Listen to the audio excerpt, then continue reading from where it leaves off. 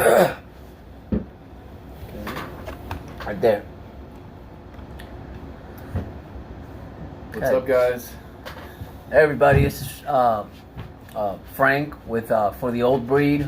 I'm here with Elijah Youngblood Pizarro, and basically we wanted to do another podcast because Elijah wanted to cover a lot more stuff that he missed out on. So I think what we should do is Elijah. So last time that we talked, what did you think about all this? What more did you want to add to the content? So I think especially if you guys are white belts, or if you're, so let's start with white belts. So I think for all white belts, I think you guys should just give it a try, and don't be discouraged if you don't understand or get the techniques right away. It's like your mind is processing the moves in a different way. Like your mind has just never processed those kind of moves. So just don't get discouraged, and just keep coming in. I think jiu-jitsu has a lot of good values that come along with it.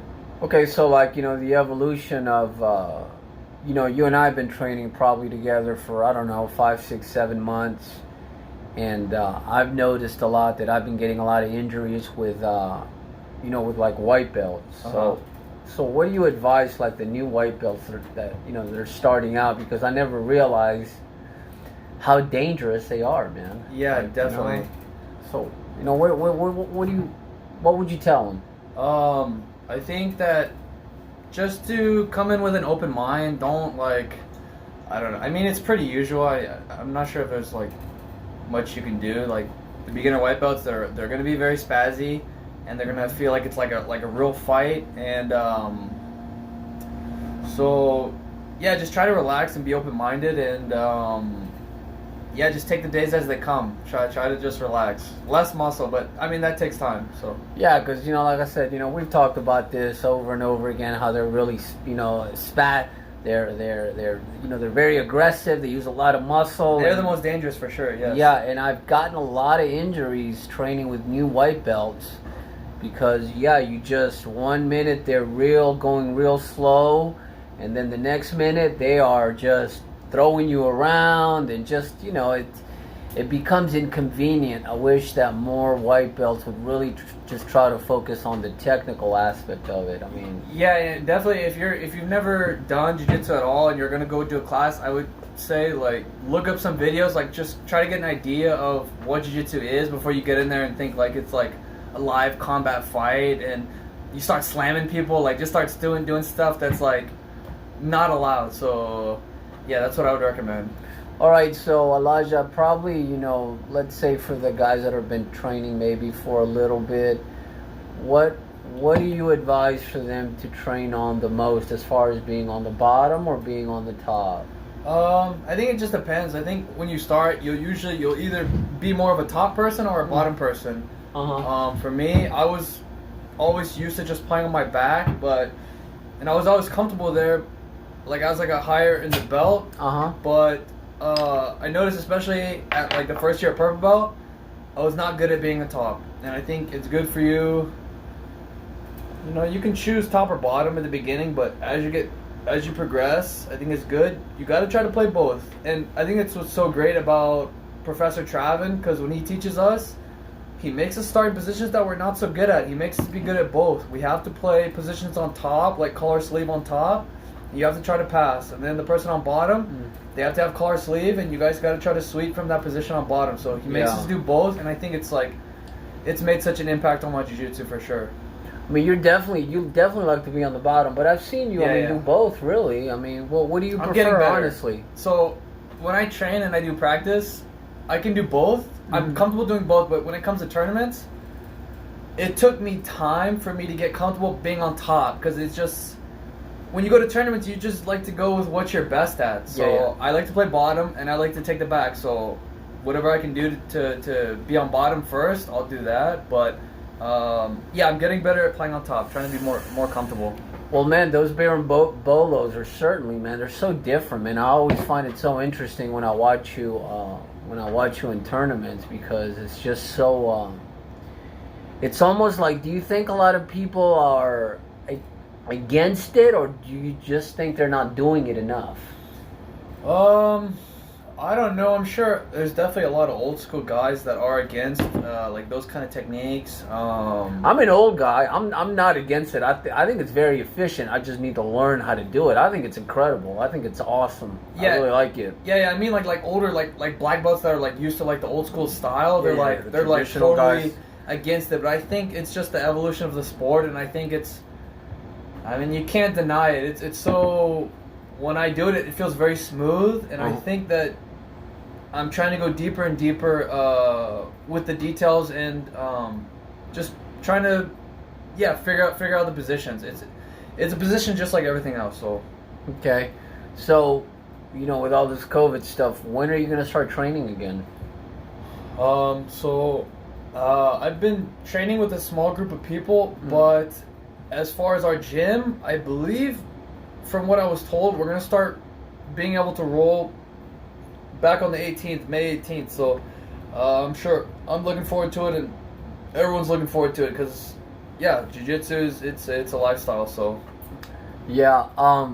So what else? What else came to your mind that you maybe wanted to emphasize that you wanted to talk about? yes, so for sure. So I think jiu-jitsu is so important because, like I said, it's a lifestyle, and like for example, like I feel like for the most part, when people, if they don't have any martial arts experience at all, and they go into like a public place, I feel like more than likely that they feel like insecure, like they have to pick a fight, or maybe they feel fearful, and like if you train, you feel like at least I can handle myself and I feel comfortable with myself, so I think it's so important, especially I think for everyone it's so important to feel comfortable. I feel like whenever I go out, I don't ever have the need to look for a fight, but really I think the insecurity and the ego, I think it helps with that a lot, so it makes you feel comfortable. So Well, I mean, I definitely think, especially for you young guys to start doing jiu-jitsu now, it's fun. I'm glad you said that because, I was watching something, I think it was on Instagram, and it was like this female hitting.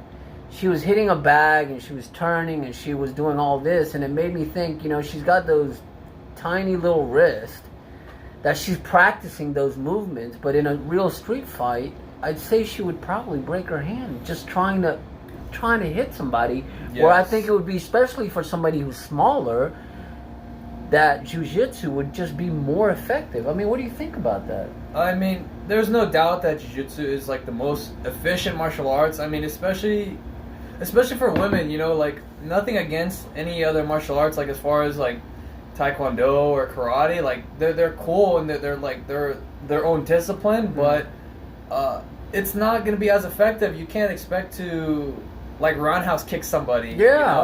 Yeah, and that's what I'm saying. It's like I'm not gonna hit. I'm not a big guy. I'm never gonna hit anybody like Mike Tyson. I don't have the size.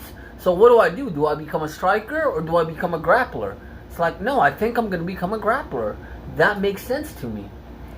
So if you're a woman and let's say you are attacked, I think it would probably be a lot better if you knew some jiu-jitsu. Yes. Right? It's essential to like, man, like even if you're pretty much anyone, if you're fighting someone they're much bigger than you, you have to try to be comfortable being on your back. A lot of people, when they're uncomfortable or they don't know any ground fighting, they get knocked down, they start to turn their back, or just their face is exposed. There's little fundamentals that help you be able to create distance and keep yourself safe, at bay from like an attacker. So yeah.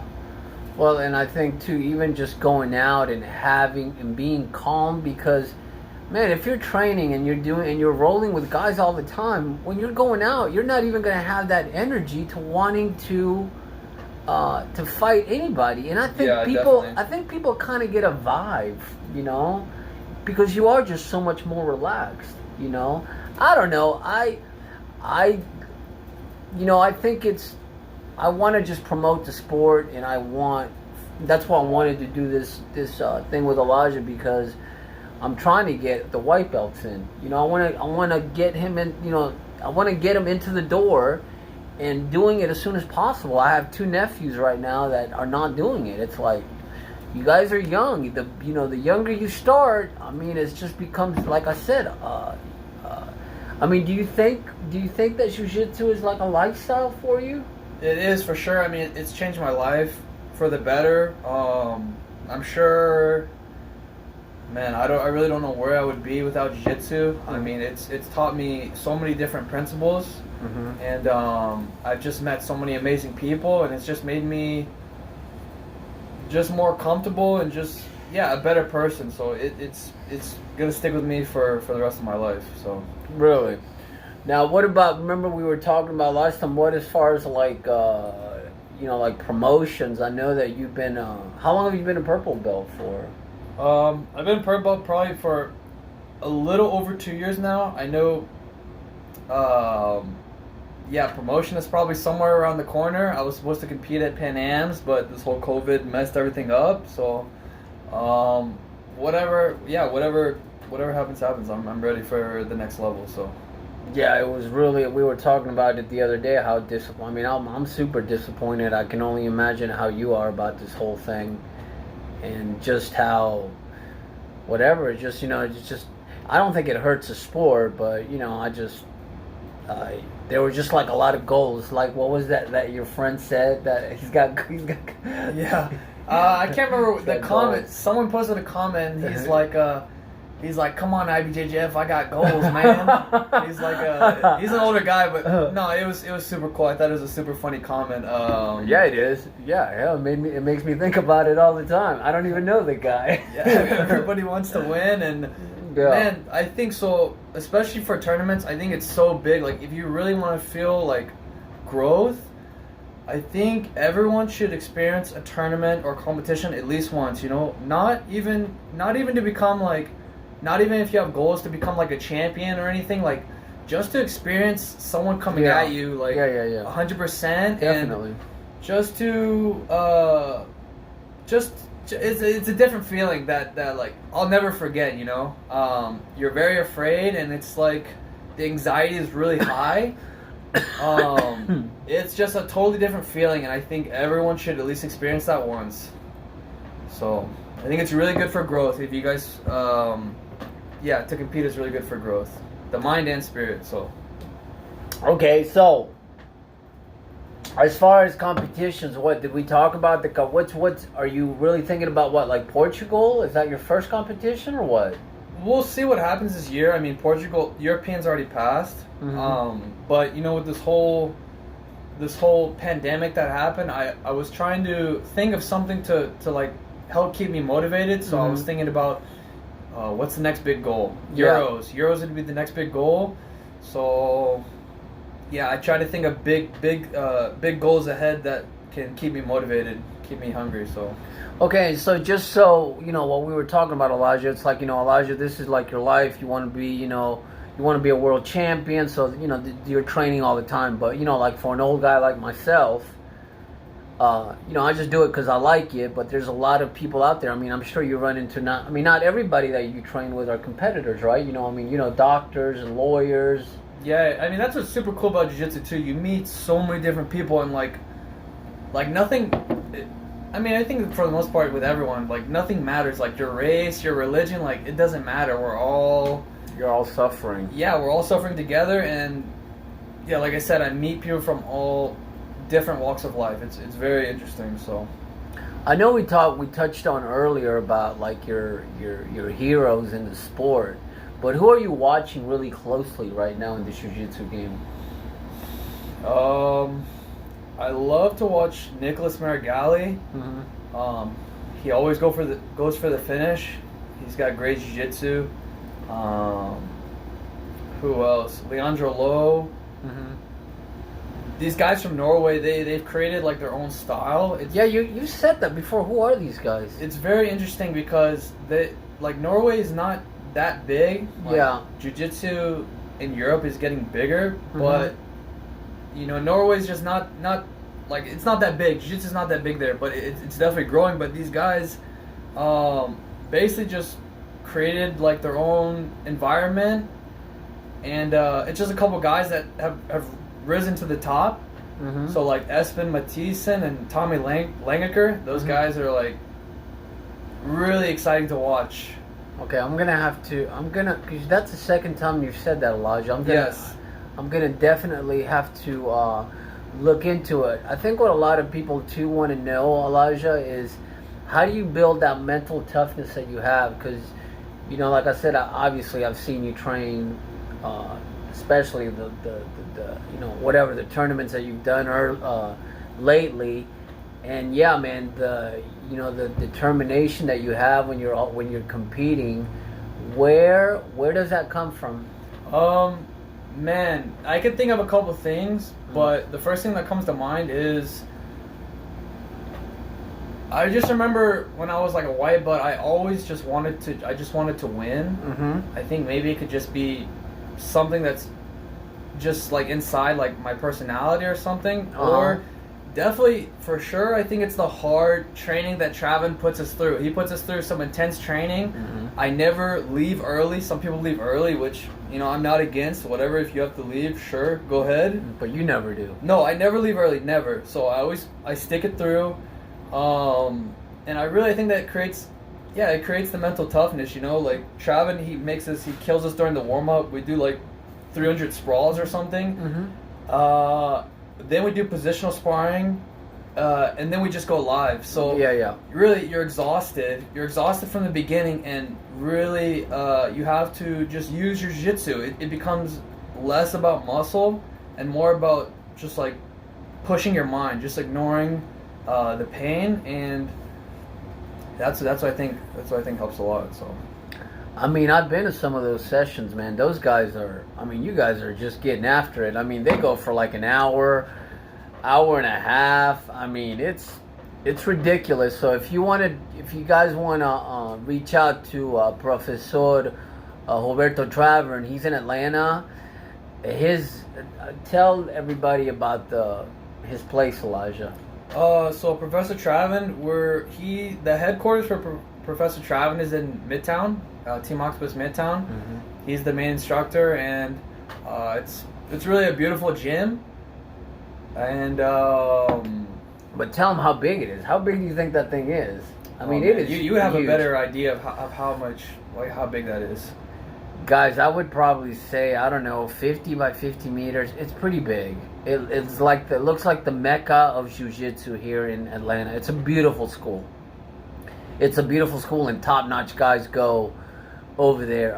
Elijah and I train at another school. I'm out of Rodriguez Academy, or MMA, there in like Lawrenceville, Georgia. It's a smaller school, and Elijah trains a lot of the fighters over there, and mainly a lot of white belts. There's mainly a lot of white belts, maybe a few blue belts.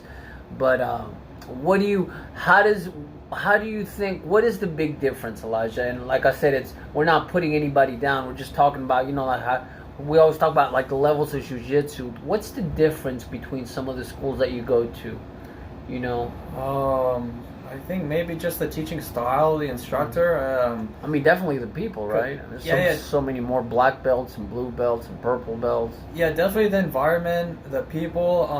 But I noticed, because I've been to different gyms, I noticed that when Professor Travin teaches, like I said, he teaches us like fundamental movements that like will help us in the long run, you know. So I think that's a big difference. He like consistently hits us with those like those drills, and they just get like stuck in our brain, and it helps our jiu-jitsu. So yeah, I think that helps. Okay, now with this whole COVID thing, what do you think? Do you think that gyms now are going to be different on how they handle people coming in and out of the schools? Yeah, definitely. I mean, they're going to have to. Until this all clears up, like Team Octopus right now, they're making everyone wear masks when they walk in. When you train, you don't have to wear it, but at least when you walk in, they have Germ-X pretty much everywhere. So I'm sure everyone's gonna be really cautious, but yeah, everyone wants to get back to training. So I know that Keenan Cornelius, is that his name? Yes. Cornelius, whatever his name. I know he's always talking about, do you pay attention a lot to like people cutting their nails and washing their hands? Do you think you pay a lot of attention to that, or? I try to. I think it's really important, guys. Come on, seriously. If you guys go to a gym, you got to cut your nails. You can't have open cuts. Man, take a shower. Don't stink. Clean your gi. I think stinky gi is like the worst thing. Like, just bring a nice gi. But yeah, guys, you definitely have to cut your nails. Seriously. Have you ever told anybody, like, let's say their gi is just really stinky? Like, dude, like, really? Has that ever happened or no? Yeah, I'm sure it has. It hasn't happened in a while, but I'm sure it has. Like, I'm like, dude, come on. Like, what are you doing? You gotta wash your gi, man. So. Now, how many gis do you have? I know you have a whole bunch of gis, but how many? If I had to guess, 8 to 10 for sure. 8 to 10. You know, every year I rip probably 2 or 3, so I have to keep buying them, and I'm addicted to buying them. But I'm good where I'm at now. I think 8 to 10 is a solid number, especially if you train a lot. So. What about for like beginners? How many gis do you think that they should have? 2 or 3. At least 2, right? Yeah, at least 2. Yeah, because I have noticed that too. You know, you see just people not being clean on the mats, man. Just like, you know, I don't know, you know, just walking, you know, with tennis shoes on, or I mean, what do you think about that? Has that ever happened at traveling? No, not with traveling, but I've been to other gyms, and I guess people just don't know. Like, they're going to go get their kid or something, and they start walking on with like just their shoes, and it's like the worst thing. Like, just guys, if you're listening now, don't do that. It's very disrespectful, and it's not good. You know, like, our faces are rolling on the mats. You're walking outside, so definitely don't do that ever, okay?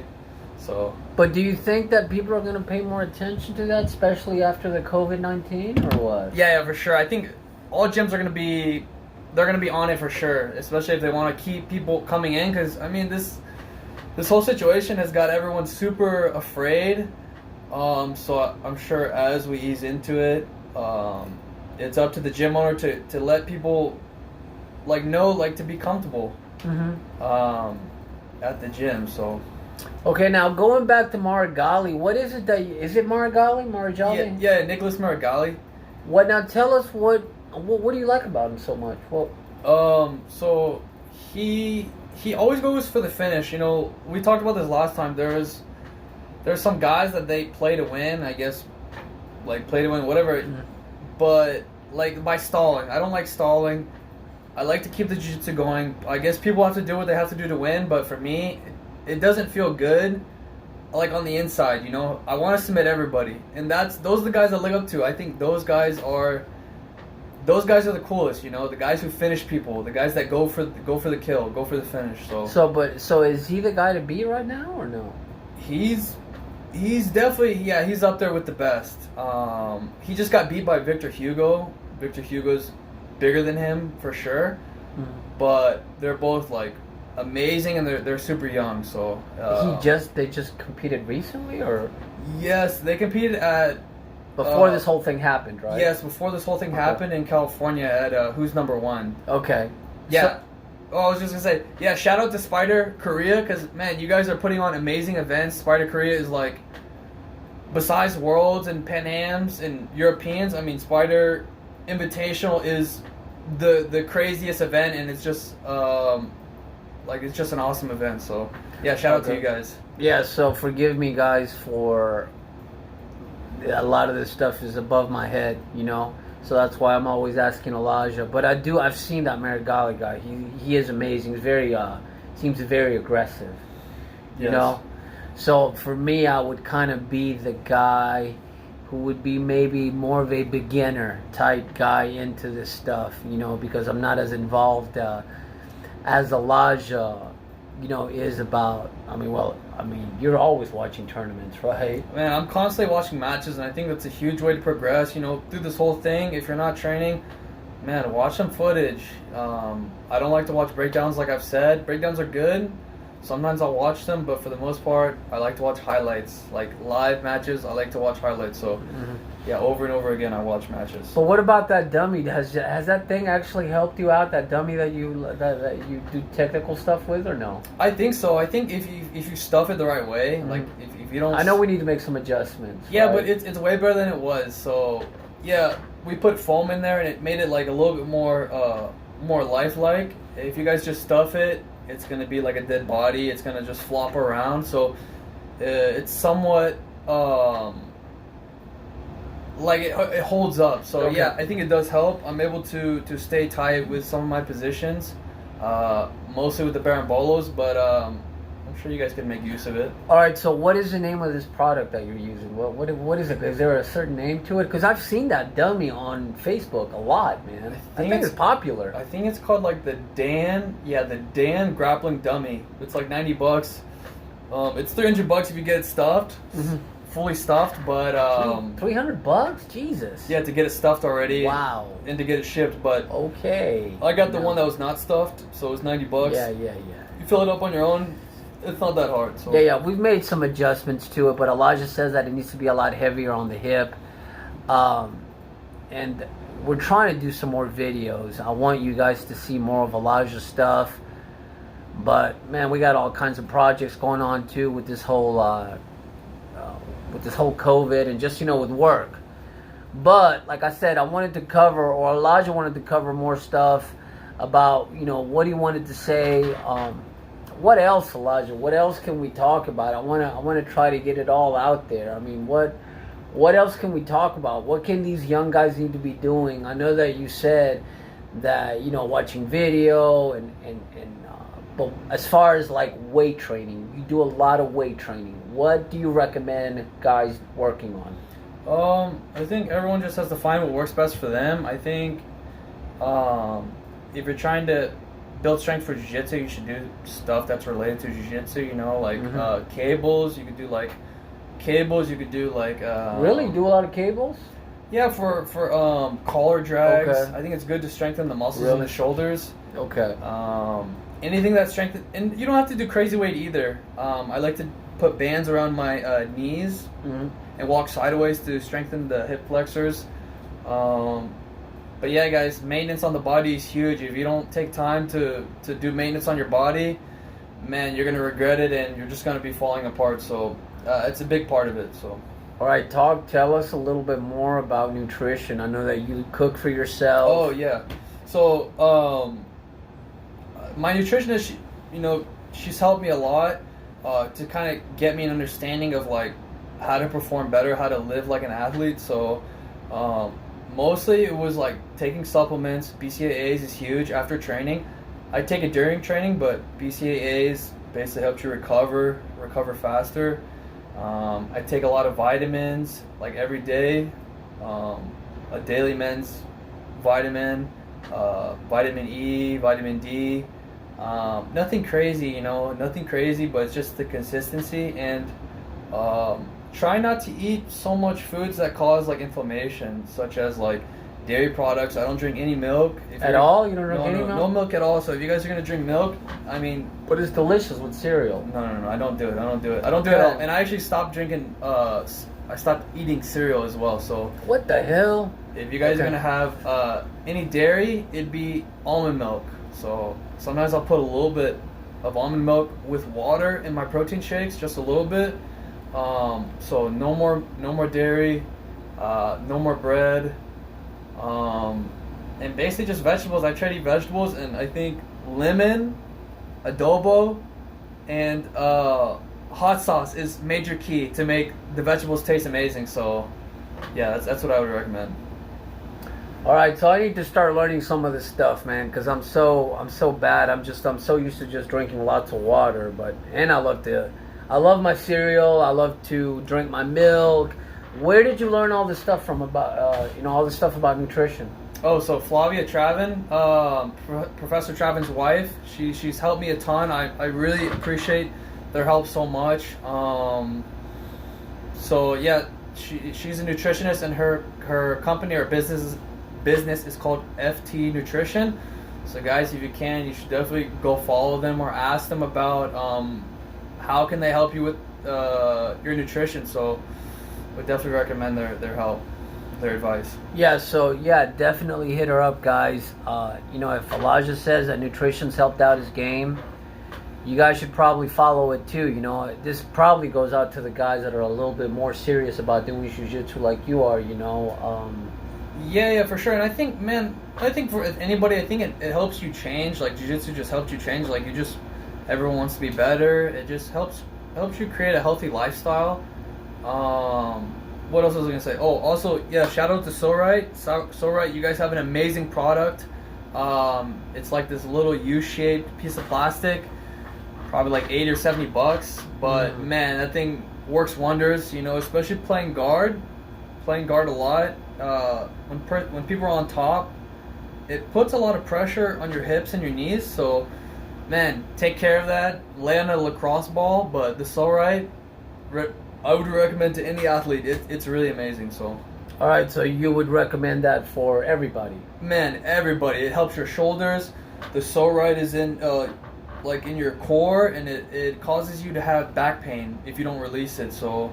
I use it mostly for my hips and my shoulders, but man, any athlete, it's amazing. So, for sure. All right. So, what about the guys that may be in Atlanta that are high level guys? How many you think, or how many guys like that are you in touch with that you know of? I know that you've what's his name, Bruno Frazado? Yes, Bruno Frazado. He just opened his school in Marietta, I believe, but. It's Atos ATL Atos ATL. So, I've learned a lot from Bruno. He's an amazing professor and teacher and person in general. So, very high level. I'd recommend anyone to his academy for sure.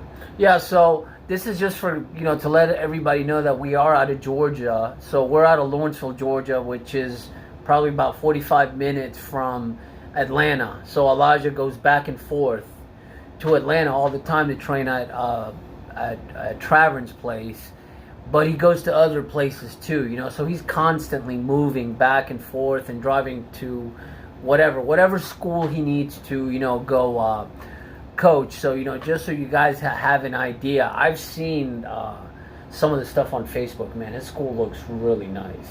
Yeah, I'm sure it's gonna be amazing. Yeah, I'm sure it's going to be amazing. I'm definitely going to go check it out, and it's always a pleasure to get to roll and to learn from Bruno. So, and I've seen he's pretty good friends with Professor Travern, is he not, or what? Yeah, he's friends with Professor Travern. They're like really close, and Bruno, he's like he's super close to Andre Galvao, which is one of the biggest names and schools in California. So yeah. Okay, so like I said, guys, we're kind of throwing in a lot of stuff for like the advanced level guys, and then for the beginners like myself, I'm just a blue belt, and I'm like old man jiu-jitsu, but like I said, I'm super open to a lot of the stuff that I see Elijah doing, which is a lot of what the younger guys are doing. But what do you advise, let's say, somebody that's older, that's starting in jiu-jitsu? Do you think it's different than, let's say, a young guy that's starting out? Yeah, it definitely is going to be different. The energy level, for an older guy, just play the old guy jiu-jitsu. Just try to, do the best you can, and, man, just keep stretching. You have to stretch. Yeah, he tells me that all the time. Man, you have to, man. Tells me that all the time. It's gonna help a lot. It'll help your jiu-jitsu, and it's gonna cut injury in half. Yes. So, but listen, we talk about this all the time, Elijah, about, don't you think too that we've seen some of these videos on Facebook where you see law enforcement. Oh yeah. And you're like, man, if they would have just had a little bit of jiu-jitsu. I mean, there was literally a video that you and I saw together where it was 3 police officers, and basically this guy gets out of the reach of the police officers, goes into his car, grabs his gun. Doesn't he shoot like 2 of them? Yes, I think one of them died. But besides the fact, man, I think that could have been definitely avoided if they had some kind of training. So yes. Yes. Yeah, I would be happy to go teach or go show some very basic fundamentals to any police academy. But it's super necessary for anyone that's in the law enforcement. Like, it'll go a long way. The little fundamentals will go a long way. Definitely, guys. For any law enforcement out there, I know that it's a tough job that you guys are doing out there, but yeah, I mean, that was just such, and I'm sure you guys have seen the video on YouTube. It's so unfortunate that you have, and they were big guys. The police officers were big guys. Yeah, and I think this goes back, especially for law enforcement. This goes back to like insecurity, or just not insecurity, but not being able to feel comfortable in handling like a physical situation. That's when people start getting shot because you're in fear for your life.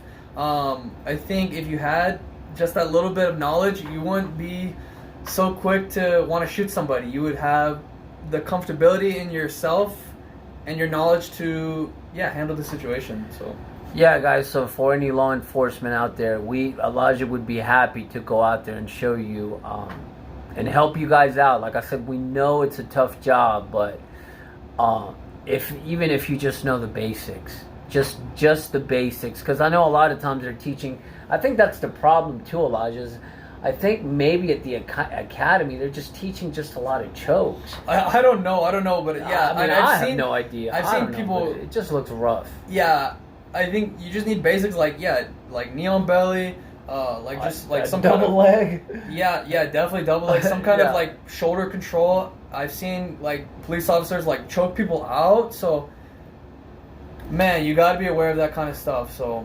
Yeah, I mean, unless it's like a life and death situation. If it's a life and death situation, yeah, of course, you want to choke them. But let's say if you're just trying to apprehend somebody, I mean, you could take him down to where you're not going to hurt that person, right? Am I right or wrong? No, you're definitely right. And man, yeah, just like little things, just using leverage and just having like right position, like knee on belly. It could help slow the progress of any like situation like that. So, like I've said before, we did combatives in the Army, but it's just very, very basic stuff. It's not like going to a regular school, because I think when you go to a regular school, and this is why I highly recommend that you guys go to a school, because the more you do it, the better you get at it. But it's about understanding that when you get into these certain situations that, or at least, I mean, my motto is, Elijah, I'd rather tap and train another day than have somebody break my arm and then I can't train for 6 months. I mean, what do you think about that? Man, yeah, that definitely. Yeah, you have to tap out, guys. Like, it's okay. Like, you're gonna get frustrated. Try not to get frustrated. I mean, some schools, they say like, what do they say? Like just I can't remember, but like, yeah, you guys, you have to tap. It's okay to get upset, but try not to make your teammates feel bad.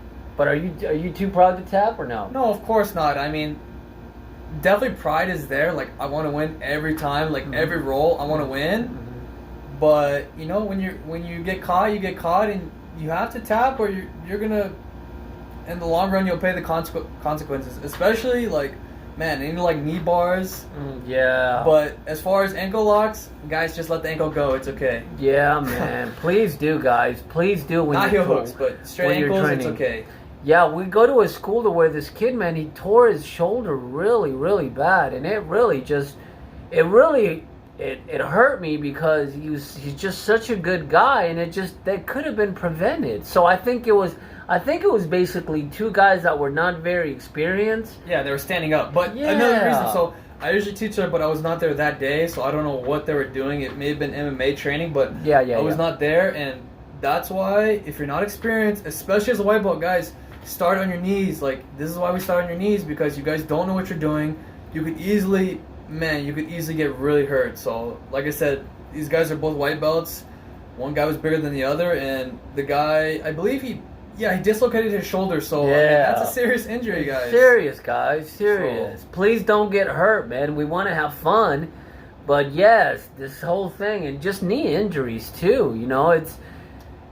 I mean, what do you think about that? So you definitely think that white belts should start on their knees? Man, you guys have to, okay? Because yeah, you're gonna get hurt, okay? So start on your knees, and definitely. I don't know much about other gyms, but our gym, you're not allowed to jump close guard. So what happens when guys jump close guard? Basically, sometimes all their weight can fall on the person's knee. All of their weight falls on the knee, and their knee goes inward like this. Yeah. So I saw that with Muhammad, right? Remember? Yes. Oh my God, that was horrific, man. Yeah, that was pretty bad. So yeah, don't jump guard, guys. I don't care what you see on YouTube. Do not jump guard on your teammates ever. Okay, it's just a bad idea. So we never do that. We don't ever incorporate jumping close guard. So yeah. One of Elijah's teammates, he's a brown belt. I think he did that in a tournament. Yeah, he did it at the Atlanta Open, and I think he tore his LCL or his MCL. But it looked pretty. It looked gruesome. He still won the match though, but it looked really ugly. Yeah, I'm sure It hurt me. It hurt my knee. It was bad. Yeah, it took him out for a good while. So yeah, guys, don't do that. All right, so tell me, Elijah. So what else? Because I know you thought about the last interview.